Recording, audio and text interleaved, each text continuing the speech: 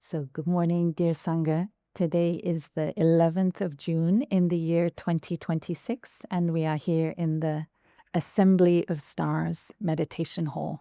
Each one of us is a star in the cosmos of the Sangha. We all know that it is our practice of arriving and coming home into ourselves that is also the greatest celebration of all. When we come back to our breathing, when we come back to our body and our steps, there's a kind of inner reunion that is happening. We are feeling whole again. We're feeling truly at home in ourselves. And there may be a lot of joy to be together. Many of us may have brought a lot of questions and topics for this retreat. But we know that the deepest practice, the deepest realization we can touch is a deep sense of arrival and coming home into ourselves, into the present moment, into the community, into this land, the paths that Thai has walked, the places where Thai has sat. This is a place where we can all lay our head and feel we have found a spiritual refuge, a spiritual home. So home is both inside us, and it can also be a place. And Thai was very happy to identify 4 characteristics of Plum Village practice.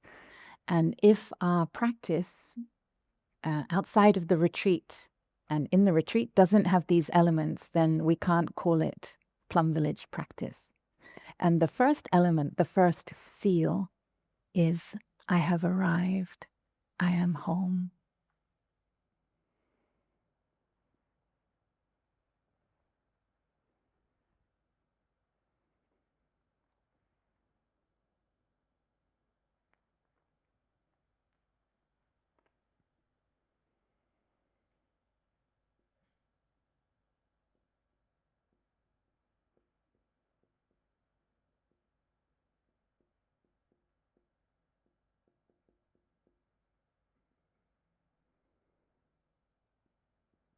I was checking some of the Order of Into Being handbooks, and I was surprised it was hard to find this list there. So there are many lists, but not this one. So we want to make sure that we have understood it.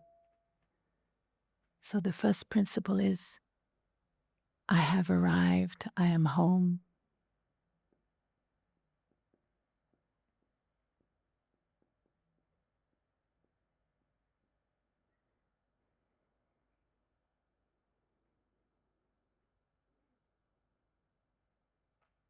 This means that the present moment is complete. There is nothing to do and nowhere to go. It means that we can feel truly at peace, truly enough. As a Sangha, have we arrived? Are we home? When we think of our local Sanghas, do we feel good enough? Do we feel ripe? Do we feel at peace? Do we feel that we can be a home to each other? Maybe this is a spectrum, how arrived we are is a matter of degree. It is not a yes or a no. What is our percentage of arrival? And coming into our body, we know even our bodies are a whole world to discover. It may take a long time to feel that we know our body, our ancestors in our body, the earth in our body. And the second principle is going as a river. We heard a lot very beautifully about this from Thai in the Dharma talk we watched yesterday from the 8th of June. 2002. We go as a river and not as a drop of water. And yesterday we also heard about the 6 togethernesses.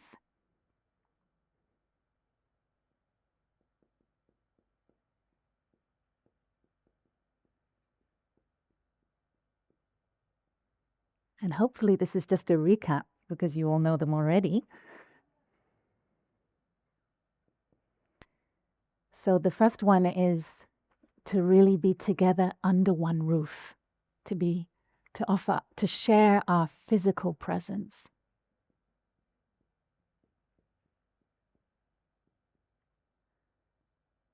The power of presence in silence, the quality of our energy that we bring to any moment together. And we know that many of us, our practice has survived thanks to virtual connection. In the pandemic, we were able to feel connected to one another through Zoom, through all the online ways of being together. But in our tradition, we also know the power of physical presence. For those of us who can, to show up and to feel each other's quality of being, we cannot put words on it. It's beyond words. We share our ethics, which is our trainings.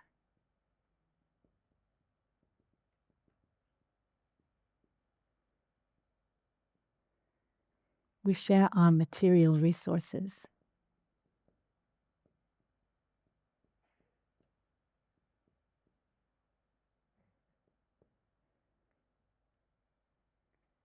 We share our insights and views.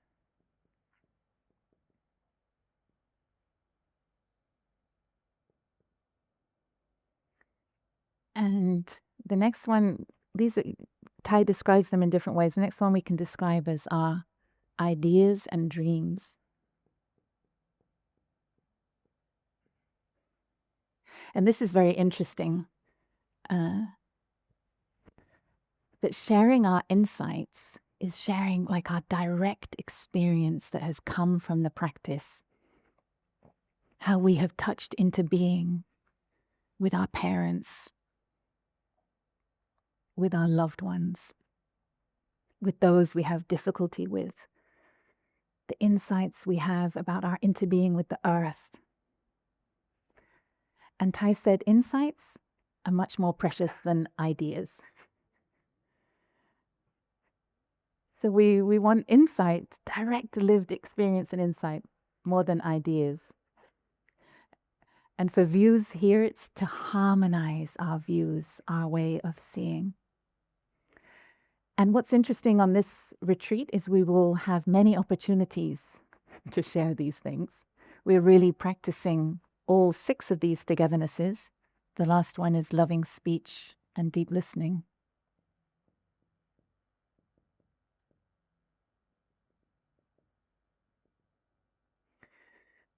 And particularly for those who stay on to be part of the working group looking into the charter in the 4th week of June, Thai said, when we come together to combine our ideas and dreams as a Sangha, he said, it's not that you just collect things together and that is the collective idea or dream. He said you have to smash them together. Meaning each individual idea may have to break or be let go of in order to come up with a collective idea. A bit like making an omelette. You need to break the eggs to have the omelette.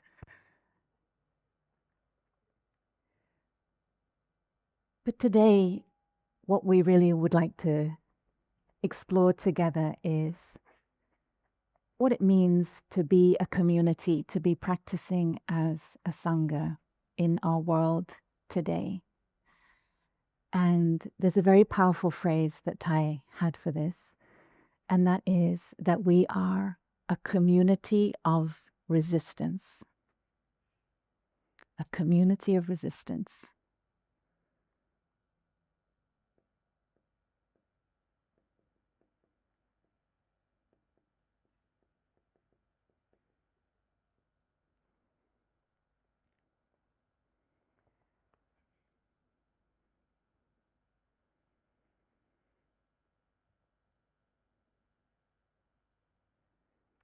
And for those of us who love studying Thai, we can learn a lot more about this in the book.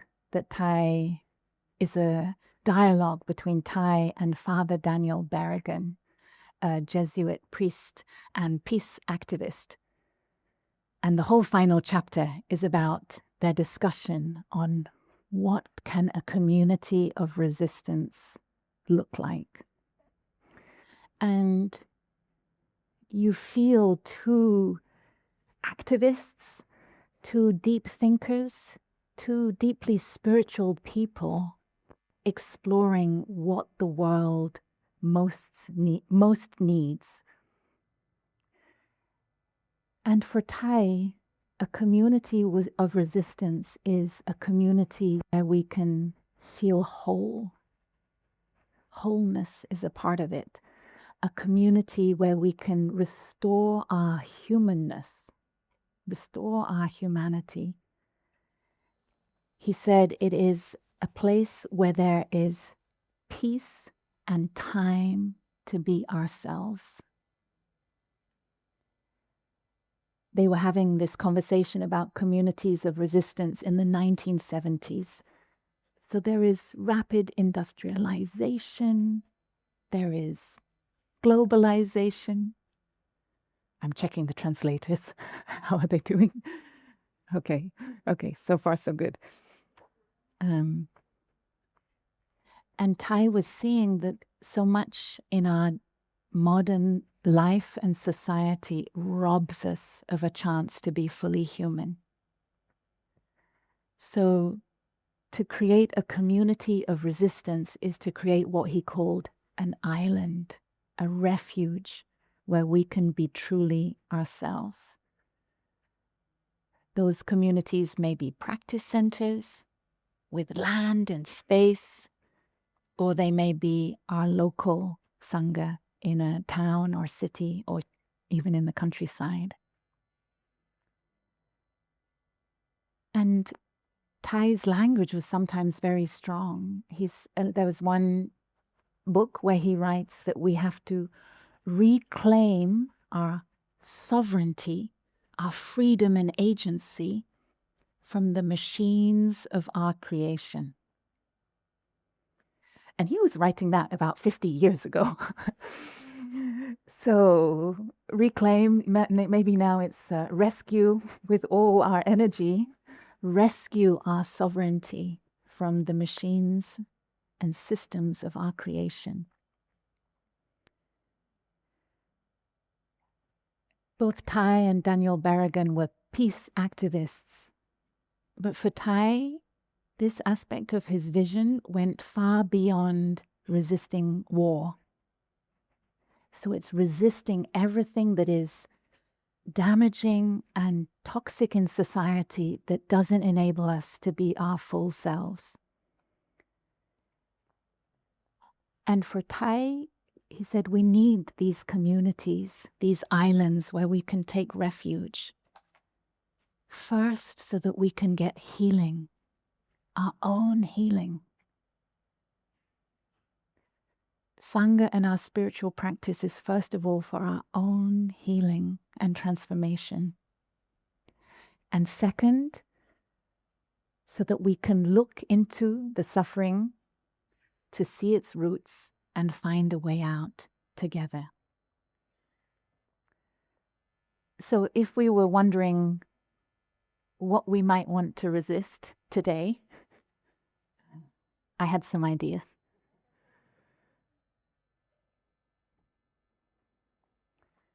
Inspired by Thai's language, it's a tendency to dehumanize one another, dehumanizing. Othering.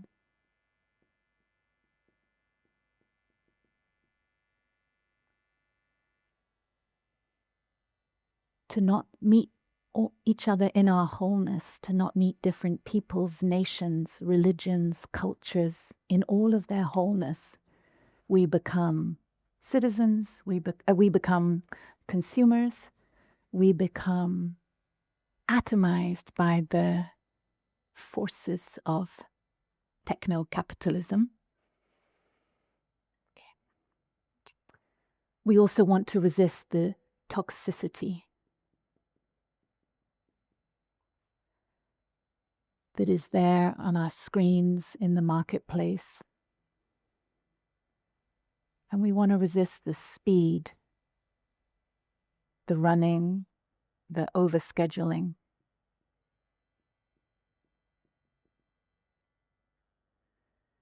Tai was saying we need communities where we are not robbed of our time, where we can take time, where we can be in time at ease and at peace.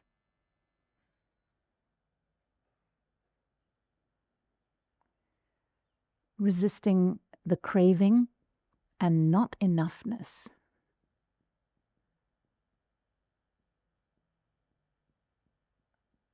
Of our consumer societies.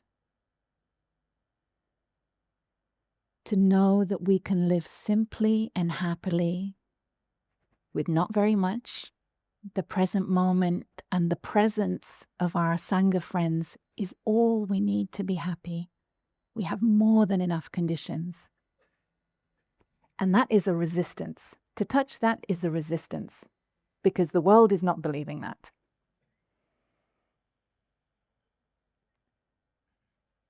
To take care of our bodies and to resist the harm to our bodies.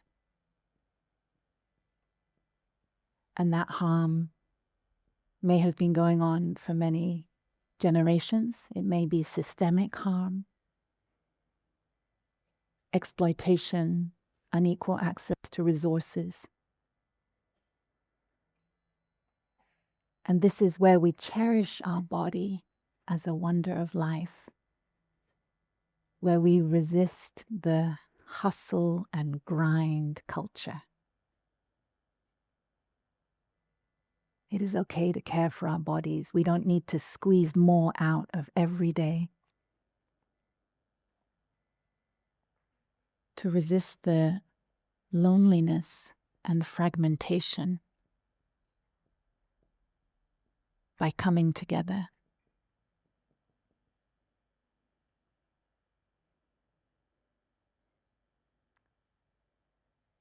And very important to resist the violence that is there in collective consciousness and the injustice.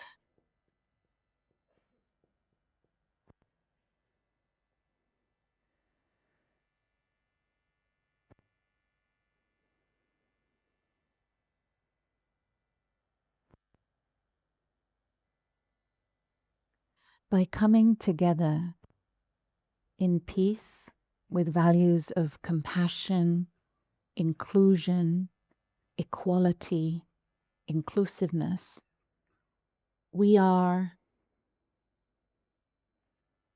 embodying a resistance to what can sometimes be systemic suffering.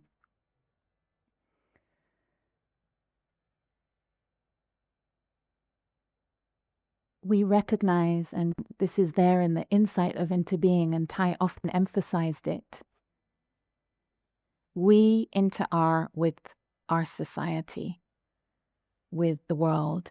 So those systems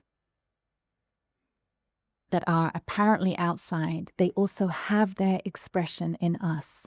And so by resisting, also at the level of ourselves and our communities, we are already manifesting something different in the world because of the principle of interbeing. Our peace is peace for society. Our nonviolence is nonviolence for society. We don't need to wait to then take action for those things. It is already happening when we are generating this in our own practice, this resistance, and in our sanghas. And we know that all of these are addressed by the 14 precepts, which are addressing this at the level of our mind, our body, and our speech. And that's why, hopefully, we're all passionate about these precepts.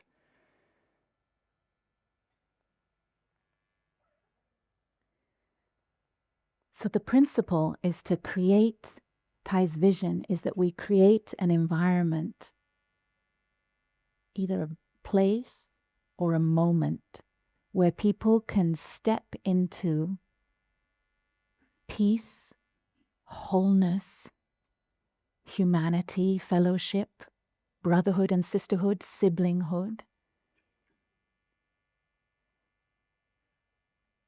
And in that environment, that is where all of the good seeds in us can be cared for. I know that many of us, we know humanity has so many good seeds, but they are under assault. They're under assault. So how can we create conditions where it's safe for those good seeds to express themselves, to sprout? So in another teaching, a later teaching, Thai said we could also call it a community of protection of the good seeds. He said that might be a better term, but people would misunderstand that as well. If we say resistance, people may misunderstand and think that there is something we're fighting against. But in fact, there is nothing we are fighting against, either outside or inside, but we are embodying something different for the world. And how do we embody it?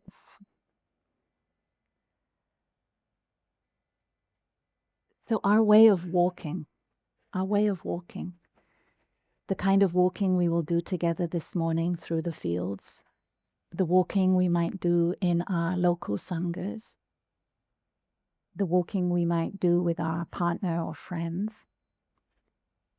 We are walking as an act of resistance to the running, to the sense that there's somewhere we have to get, something we always have to do. Stopping in every step. We are arriving, we are home. And we dare to say, this is enough. This moment contains all moments. This peace is peace for all times.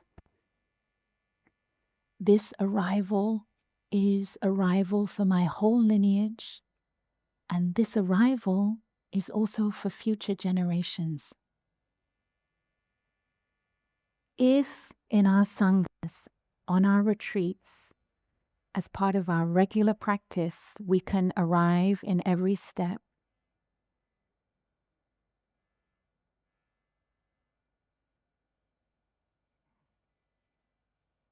it's like thunder, silent thunder. We are saying, we know it is possible for humans to live a different way. The earth is grateful for those steps. And it is a declaration that humanity does not need to go in this direction. Each moment is not about, and time is not money. Each moment is not about how productive we can be, how resourceful we can be. Life to life itself is a miracle. And our practice, we're bearing witness to that. That is what Thai means. I have arrived, I am home. Our action is present-centered. And the action of being fully present, it reverberates across space and time. And that is the start of our engaged Buddhism, our applied Buddhism. It starts with the act of how we choose to arrive in every step. How we eat is also an act of resistance. What we eat, where we eat, when, how. For young people, this is a real challenge because I don't know how many of us actually have 3 regular meals that are healthy, that are expressing our care and love for the planet and for ourselves and for our bodies. And this is something any of us can do in any day, to choose how to make our moment of eating into a sacred moment. It's not, I will just grab a sandwich. It is these 10 minutes of being with my sandwich are my resistance. I say it like that. I think, gosh, what a quote. But you know, sandwich eating can be a resistance. Anything can be a resistance because we are choosing. It's not about what we're doing, but it's how we are living it, and whether we live it with the insight of into being, the miracle of the sandwich in our hands, the miracle of being alive. We also express and embody our resistance with the practice of resting. And I have shared with a few of you already that my favorite book of the last year has been a book by someone called Tricia Hersey called Rest is Resistance. I highly recommend it. I keep lending my copy out, so it's not, I can't show it to you today. And it is a very deep and beautiful transmission, that book, of the power of allowing ourselves to care for our body and our ancestors in our body. Also to resist systems of oppression that are the hustle and grind culture. Maybe that's hard for the translators. I don't know how to say it another way. Tai said that in the community of resistance, there are people who know how to be with a tree. Have you had a chance since you arrived to spend time with one of the trees here in Plum Village? Many of the trees have been planted by Tai himself. He planted the stand of bamboo out to the right. He planted many of the trees in Upper Hamlet. So spending time with the trees is also spending time with Tai's continuation body. The art of listening to trees, being with trees, seeing a tree for what it is. It's not just a Zen statement about the pine in the courtyard, but have you really seen the trees of Plum Village? So to know how to be with a tree is a form of resistance. Trees live in time differently from us. They have a lot to teach us.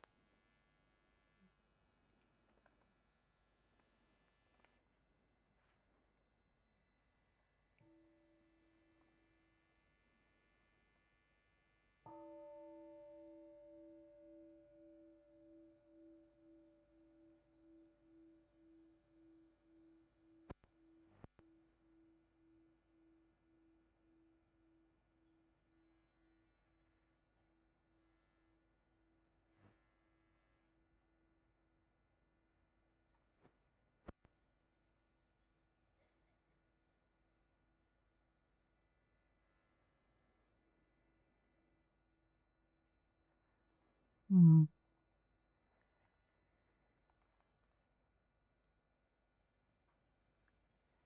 So what does a community of resistance in our time look like?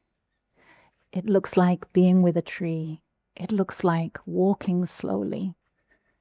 It looks like listening deeply. And for us, it can also look monastic. We are quite clear that we are a community of resistance, and our shaved heads and our robes are a sign that we do not want to conform to society as it is going. We are choosing something different with our whole being. And even a small sangha can be a community of resistance. We may have a very small sangha, 4, 5, 6 or 7 people, maybe in the countryside. And we think, well, it's a lovely little community, but is that really resistance? It is resistance because it is a pocket of peace in a world of violence. It is a zone where these 5, 6, or 7 people are taking care of each other's good seeds, where we have a chance to heal, to arrive, to take care of ourselves, to take care of the world as it expresses itself in us. So it's not about scale, although as Tai said once in an interview, he does hope for the growth of the community and the Sangha. But even a small Sangha has its power and its impact. And there are so many ways that, for example, even just where you choose to have your Sangha can already be a form of resistance. There is a new Sangha recently in Kenya, and they have chosen to meet in a forest just outside the city in order to help look after that forest, because their presence alone shows we are being with these trees. We are seeing them. You cannot just cut them down. You cannot come and do illegal activities in this forest, because we are here walking and breathing, being and protecting these trees. So simply where that Sangha is meeting is an act of care and resistance. I remember when we helped to start the Wake Up movement in Thailand, the group in Bangkok, one of their first activities was they would meet in the shopping mall to do ice cream meditation. And they emailed us and they said, "Is this okay? You asked us to be creative. Is this the kind of thing?" And we said, "Yes, absolutely. That's a kind of resistance. It's not the loneliness of consumerism, but you come together in this space to be differently together."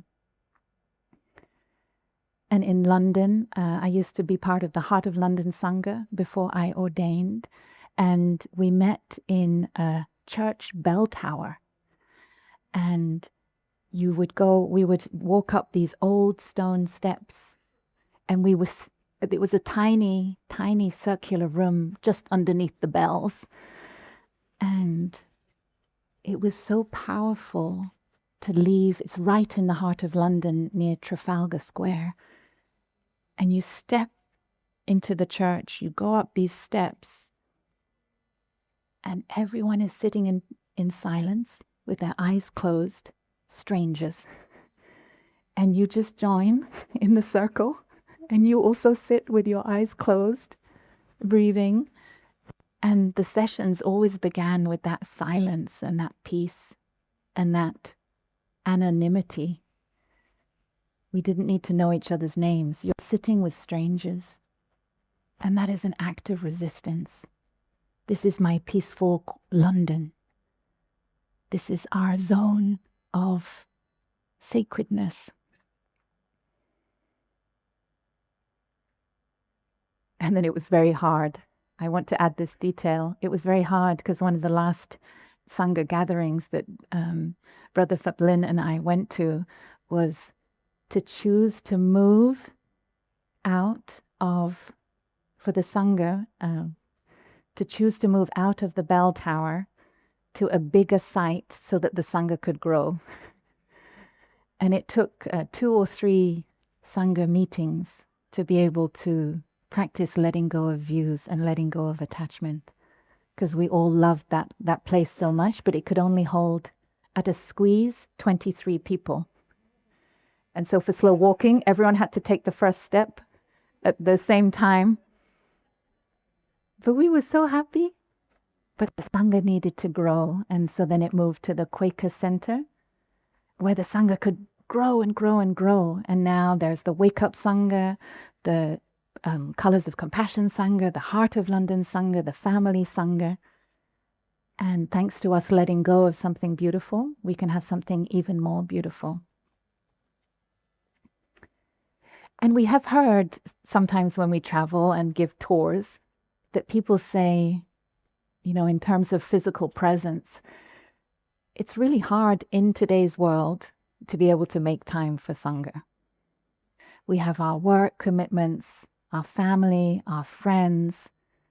How can we also make time for Sangha? So the question is, do we want to resist the entire direction of society or not?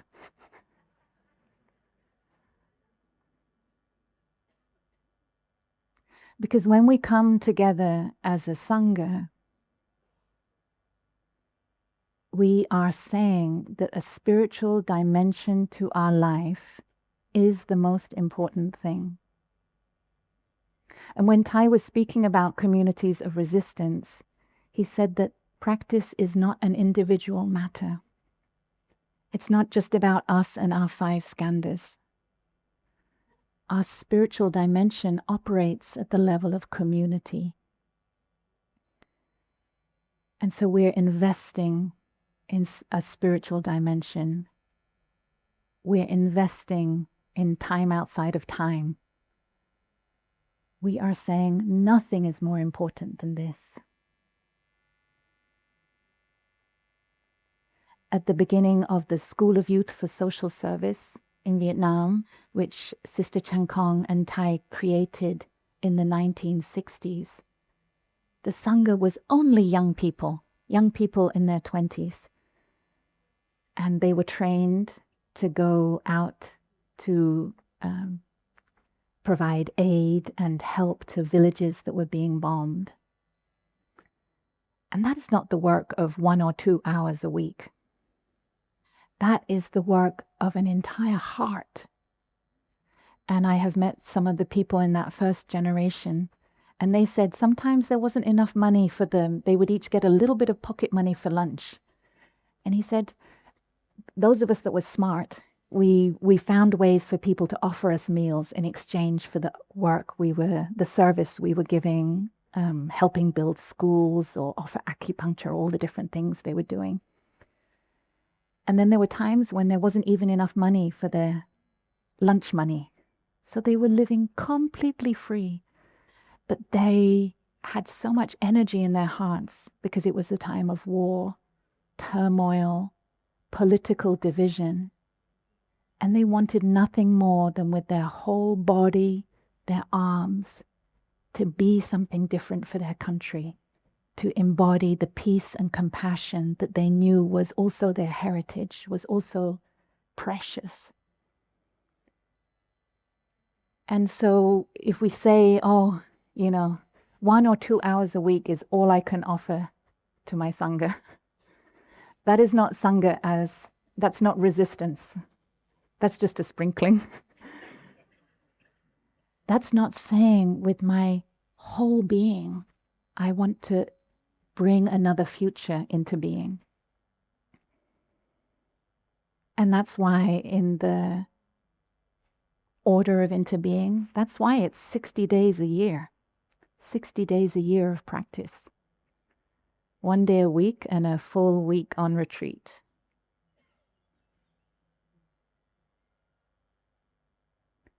In order to live and directly experience the spiritual dimension of our engaged ethics. Otherwise, it's just an ideal, but we haven't put our body anywhere near it. Let us enjoy the sound of the bell.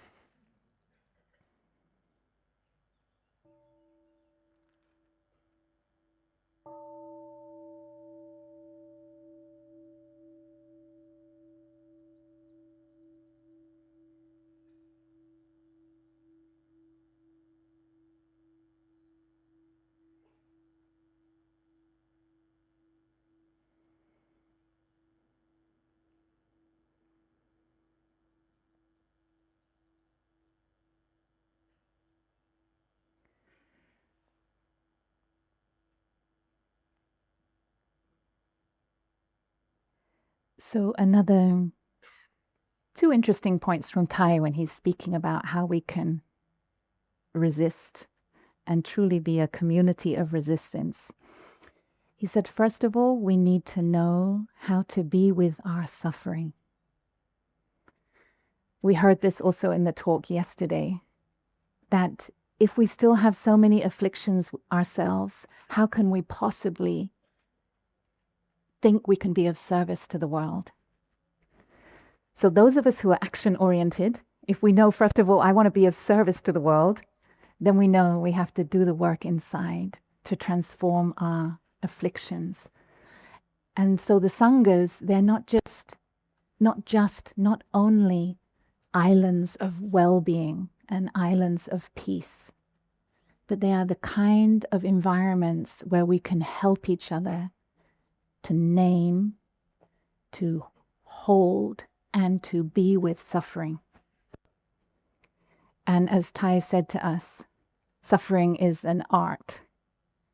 There is a whole art to how to be with suffering individually and collectively. And there is a wealth of experience in this retreat. How to create those spaces, how to have healthy boundaries, how to really accompany each other, how to do it so that these are real communities where we are seeing each other in our wholeness as humans, not just on our good days. And our way of being with our suffering is non-violent. So not only is the community of resistance not being kind of violent to something else and fighting something, but as we practice, we are also being very tender, even with our anger, with our despair. With those parts of ourselves, it's really hard to embrace, hard to accept.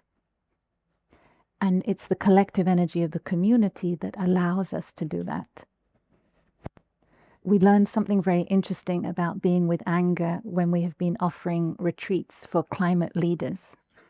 So in the first few retreats, we were very clear that our offering was, we will help you not be angry. And this is how you can transform your anger. But if you're a climate leader, a climate activist, anger is their fuel. It is their whole way of being. And they were coming to us saying, but if you knew what we know, you cannot not be angry. Anger is the only healthy response.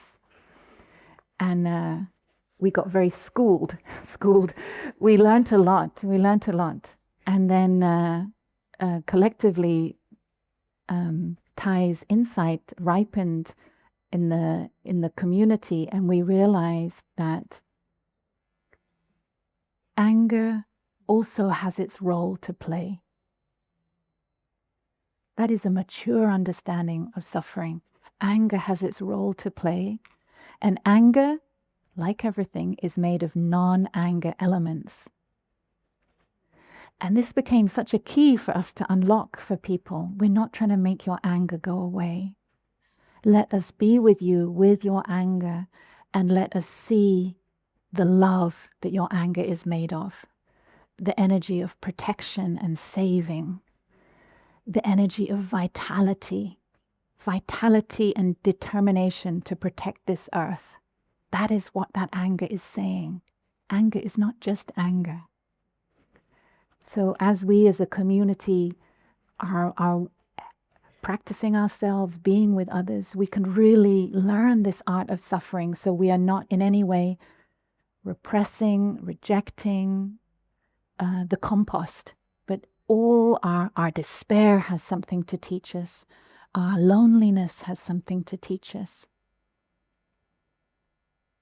There are actions we can take to relieve our despair, actions we can take to transform our loneliness. And there are things we can do together and things we can do in our own lives. There's a recent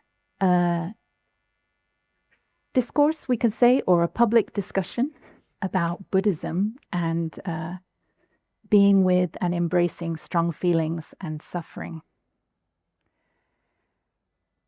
And I'd like to offer some of the monastics' collective insight on this. So sometimes it can be, people understand, they hear that Buddhism is saying that with our mindful breathing, our walking, we are making an unsurvivable situation survivable, a toxic situation survivable. And so some people think that that's what Buddhism is saying, that we embrace our pain when we're in a very toxic, damaging situation or system. We embrace the pain and then we don't need to sort of do anything about it. And there have been some hot discussions about this, and one writer has said, we are not supposed to become better at surviving this. We're not supposed to become better at surviving this. We're supposed to stop it. We're supposed to stop it. And so it's very important to know what we're doing when we are being with suffering. So the first thing is to note that in the mindfulness trainings, the phrase we have is that happiness depends primarily on our mental conditions, primarily on that, rather than on external conditions. But it is not denying that there is systemic suffering, injustice, oppression, exploitation. That is real. So that's very important. We're not saying it's only in the mind. And second, we say that, or the insight of Thai is such that we can only really stop suffering when we can understand its roots. So we don't want to make this survivable, we want to stop it. How do we stop it? We need to be with it to understand its roots. So the resistance here, the revolution here is that all of our human nature, we want to avoid suffering. We don't want to talk about that topic. We don't want to be with that feeling. We want to run away, cover it up, change topic.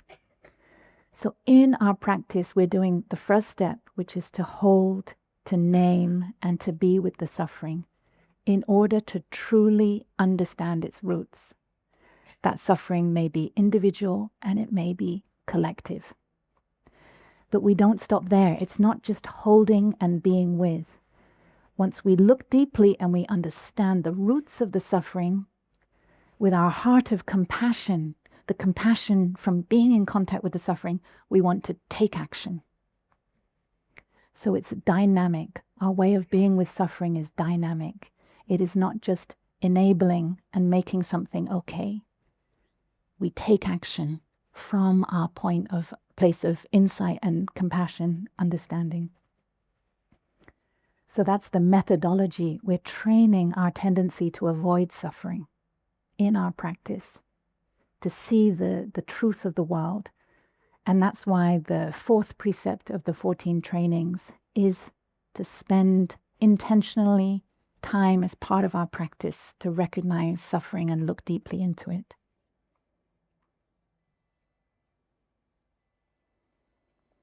Maybe this is something we can have Dharma sharings about. There's a lot of us with a lot of insight and experience on this. I'd like to add one more thing that Thai shared about the community of resistance, and that is it must also include the ethics of non-action. The ethics of non-action.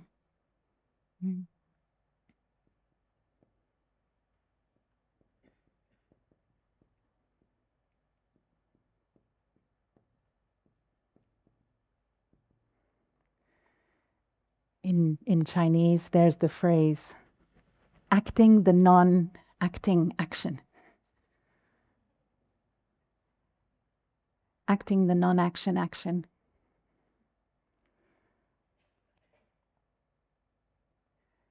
And what Thai means by this is that as part of our being and coming together, it is the quality of our energy and the quality of our presence is already an action itself. We don't need to be doing so much.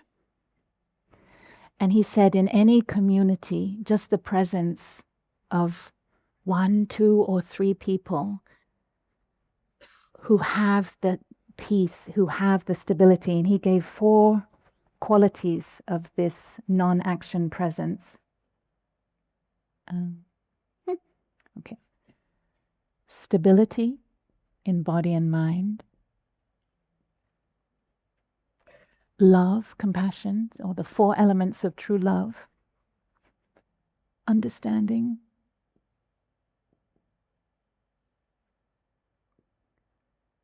And freedom.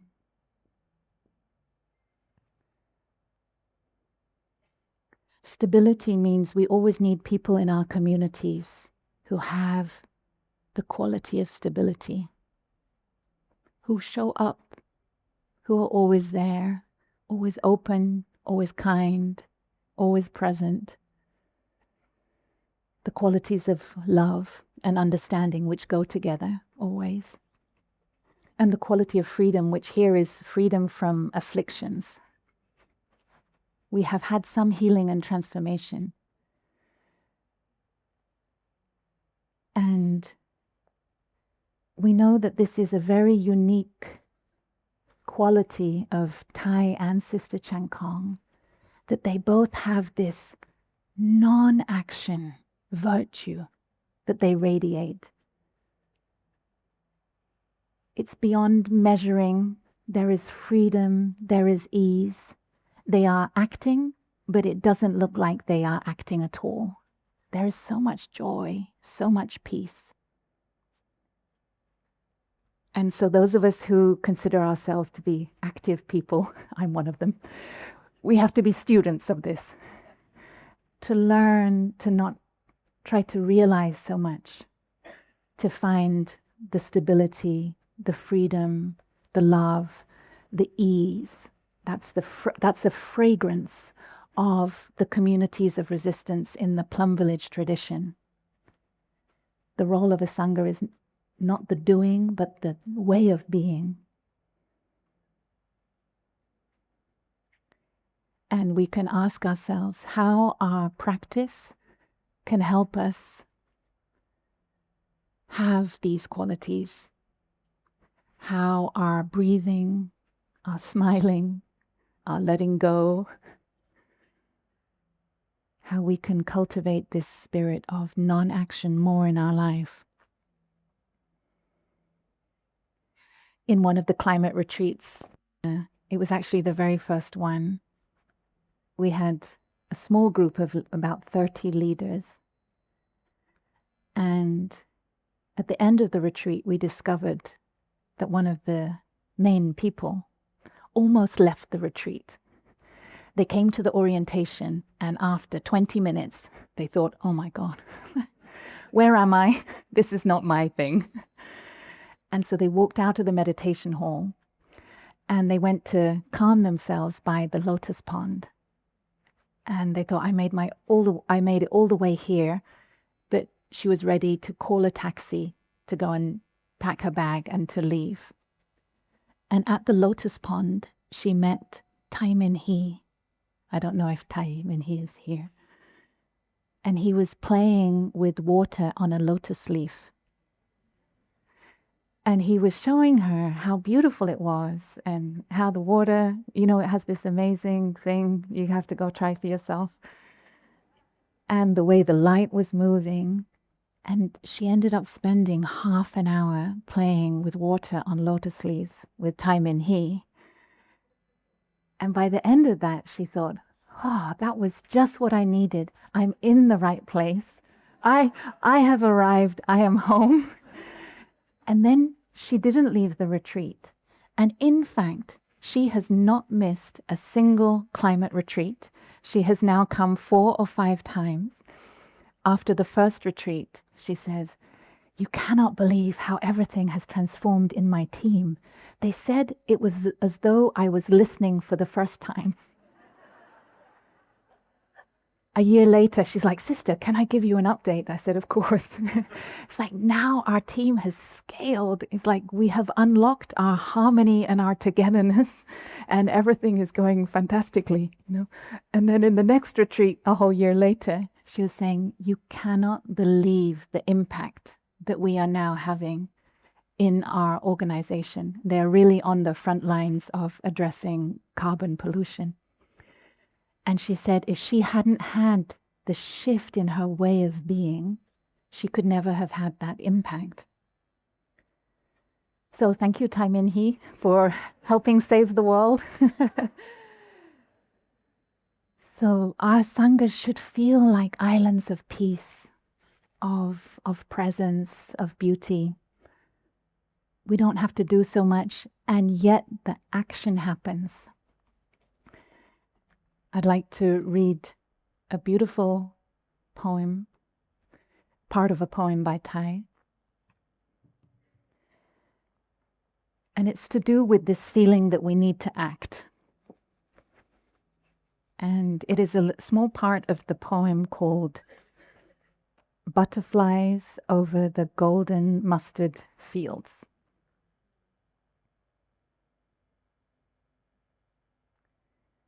This morning, I wake up and discover that I've been using the sutras as my pillow. I hear the excited buzzing of the diligent bees, preparing to rebuild the universe. Dear ones, the work of rebuilding may take thousands of lifetimes, but it has already been completed just that long ago. The work of rebuilding may take thousands of lifetimes, but it has also already been completed just that long ago. The wheel is turning, carrying us along. Hold my hand, and you will see clearly that we have been together for thousands of lifetimes.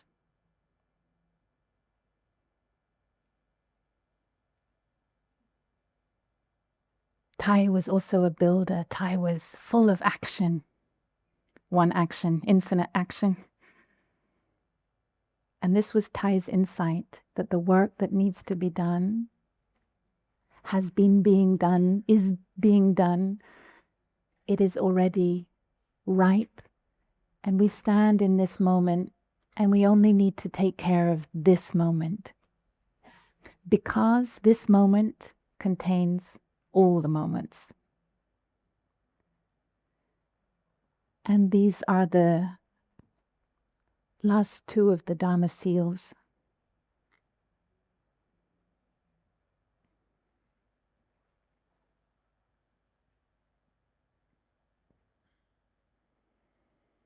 Into being of the truths and times.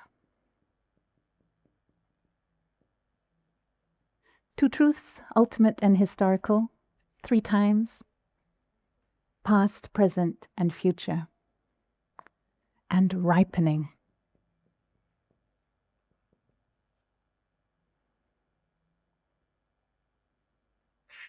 To trust that all seeds will ripen in their own time.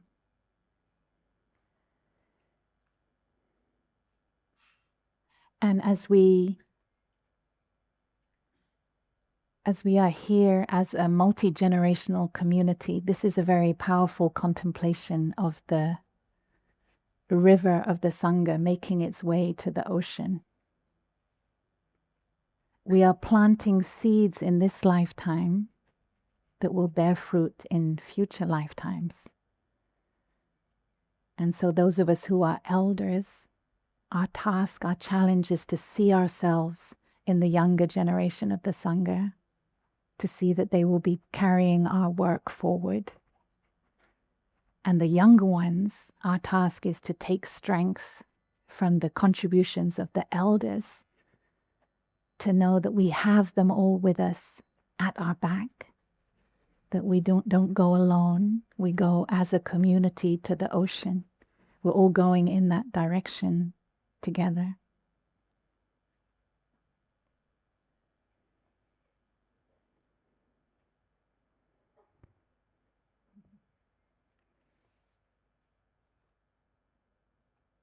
So to wrap up, we do have a theory of change in our community. We do have a theory of change. Building and being part of communities with our bodies, our time and energy and our hearts is the first action of change as a continuation of Thai. It's not that those communities then need to do something. The communities are not a means to an end. Communities of mindfulness, compassion, understanding, fearless, skillful embrace of suffering are already a kind of action in the world. We are already patterning into the future a different way of being.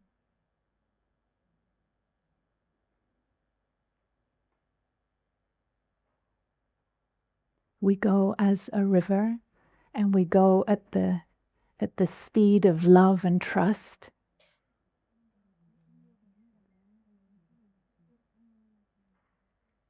We trust in the collective, we trust in ourselves, in our practice.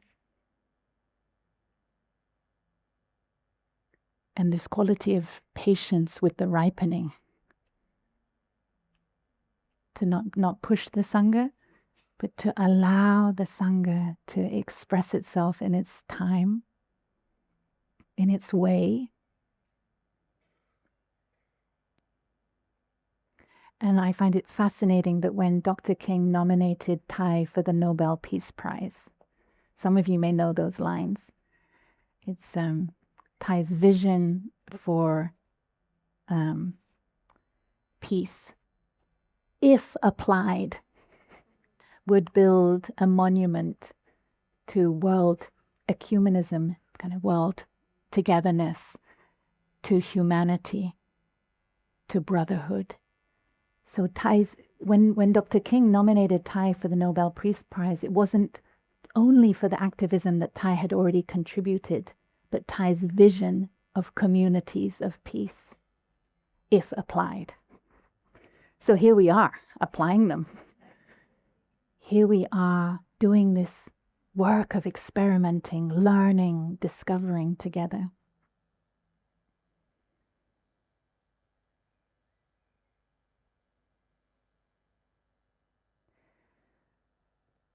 When Thai and Father Berrigan were having their conversations, they also spoke about the German theologian Bonhoeffer, who was a resistor during the Nazi regime in Germany, a spiritual resistor. And Bonhoeffer wrote a lot about the power of community to resist and to embody a different kind of way of being in the world.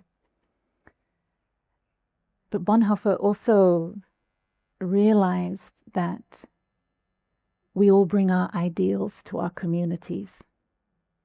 And I think that's as true now as ever. We want our communities to be perfect expressions of our spiritual ideals.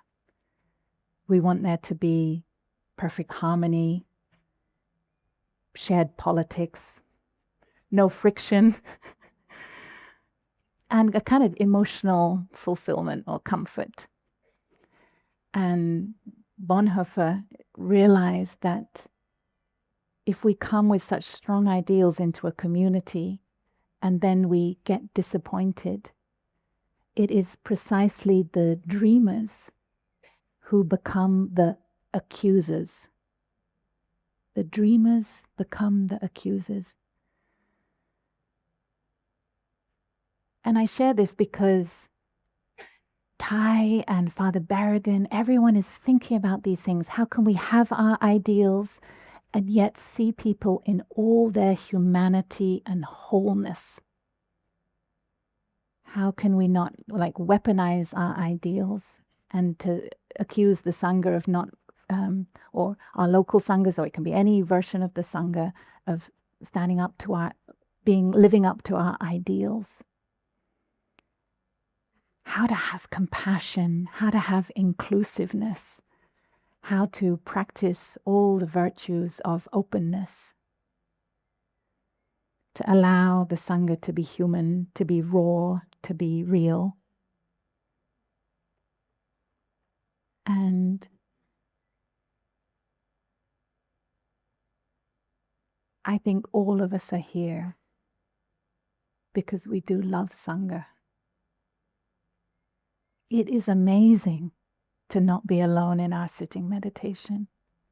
It is amazing to feel the peace of a stranger walking next to us. It is amazing to feel that we are part of something bigger than ourselves. It is amazing to feel how the Sangha greets us with generosity, accepts our weaknesses, loves us just as we are. How extraordinary. And this is why the Sangha is a jewel. The Sangha is the most precious thing we have in our spiritual life. It really is, and we know it in our bones. The Sangha is a field of merit. And Bonhoeffer, he said, Sangha is a gift. It's not a kind of transaction where we come as consumers to get something we're looking for. Sangha is a miracle. It is a gift. It is a wonder. A field of merit. And so for me, when we talk about going as a river, for me, I don't see it as like a small stream. For me, it's like the Niagara Falls. The Sangha has that force. It is ancient. It's been flowing for 2,500 years. And we are a part of it, and we have a chance to contribute to it and to feel all of that vitality. So, as we practice walking meditation together today, as we eat and share company and conversation, let us really celebrate what it means to be in community, how much commitment it takes, how much love and forgiveness it takes, how wonderful that we can all be together. And that's why this is such a legendary retreat. We're showing up with our whole bodies and hearts to embody this community of resistance.